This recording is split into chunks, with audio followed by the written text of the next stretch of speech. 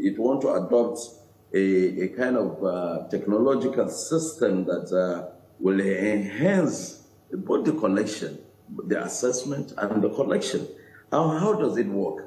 When you are talking about the single window, if you go to Singapore and see how Singapore deployed single window mechanism in their tax collection, in their revenue drive, and in the operations of agencies like the customs, like the port authority, like NIMASA, I mean, almost every agency that has to do with revenue generation are linked under one single platform, of which right from your office as either auditor or a supervisor or an investigator or what have you, you can just get an access through just keyboards and you'll be able to see what revenue has been generated in the country. And for me, it enhances accountability. And that is one of the cardinal principles that these bills are trying to bring. Furthermore, this bill encourages compliance because at this moment, a lot of Nigerians, a lot of us, we hardly pay our taxes. And by the time these things is linked to technology and within a one single drive, you will see that we will be having a process that simplifies tax processes, tax collection, and ultimately, it is aiming to attract domestic and foreign businesses to come. Because with the right tax regime, with the right tax administration, with the right tax legislation, you will see that investors will have confidence in coming to do business with Nigeria.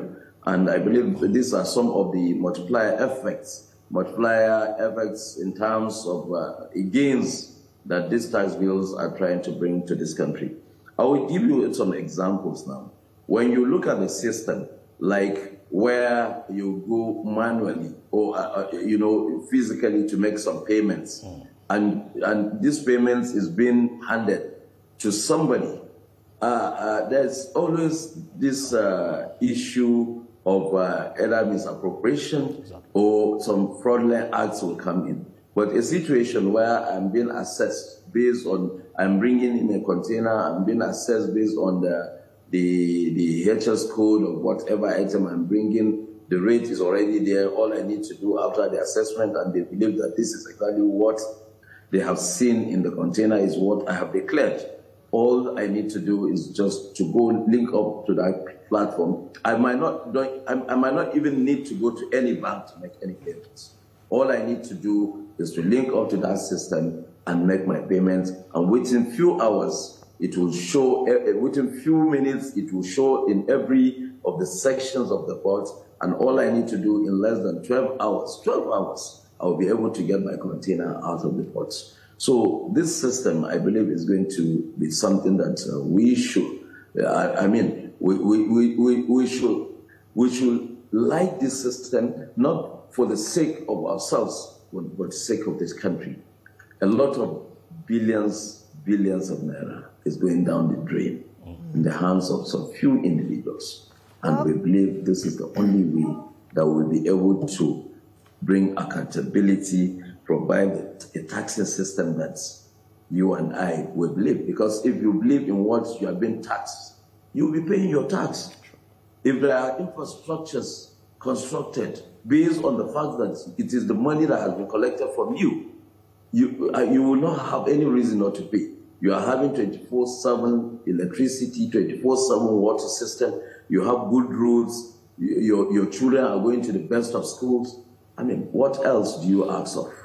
Well, so, Senator, in my little opinion, I believe that the tax reform is a necessity for this country if we really want to move on. And I want to use this opportunity to commend Mr. President, because it takes a president who is very decisive and a visionary president, a visionary leader to be able to look, whatever the odds, I want to bring sanity into a system that is not working so that that system will work. So I will want to use this opportunity once again to commend Mr. President for also having this bold initiative in bringing these tax reform bills. When people were talking, I have had the submissions of the Sharia Council, I've had submission from the Imams, I've had submissions from northern groups, I've also had submissions from the Christian Association of Nigeria.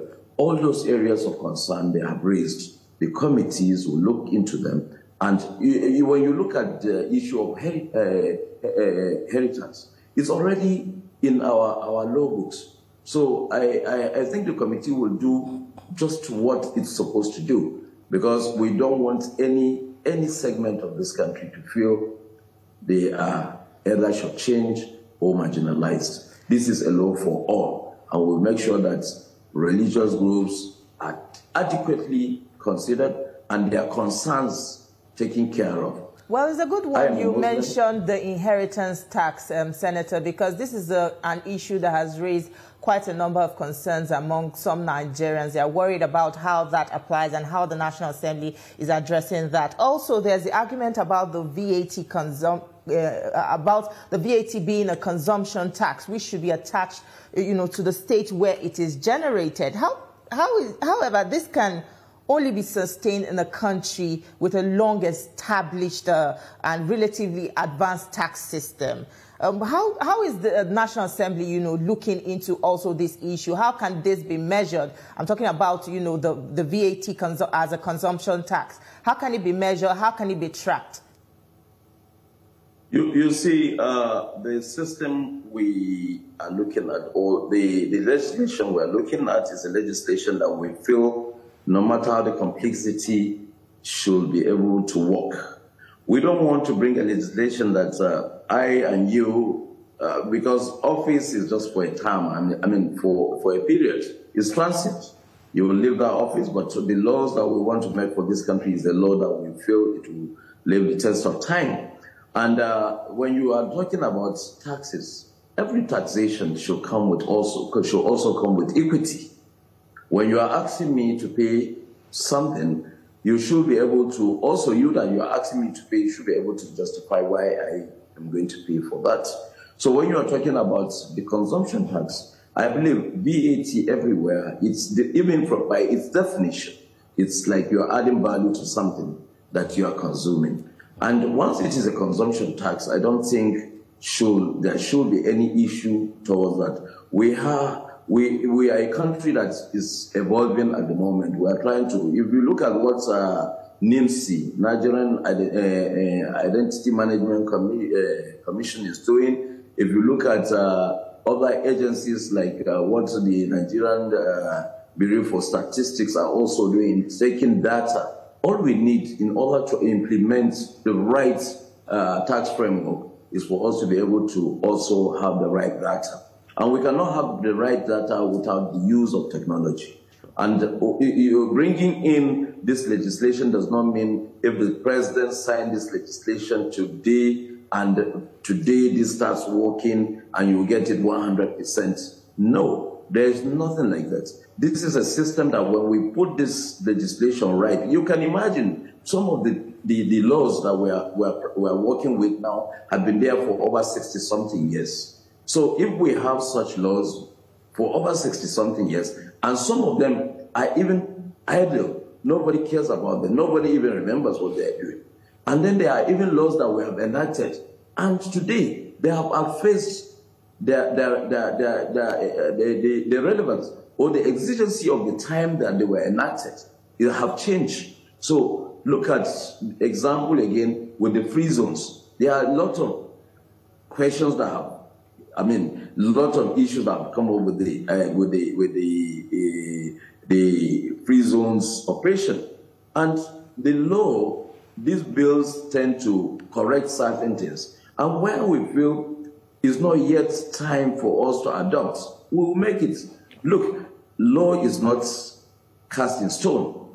It's not static. Law can be changed at any time. Okay. So what we are trying to do is to see the implementation of the single window. It takes over a period of time. It's not going to be something that you will deploy today, and even technology, you don't deploy it and think you can have a perfection in it. It takes time. So we are going to do it, and we are looking at a framework of between now and the next 5 years, Nigeria's tax system should evolve and make Nigeria much better. Okay, distinguished. I just will quickly bring in this. The value-added tax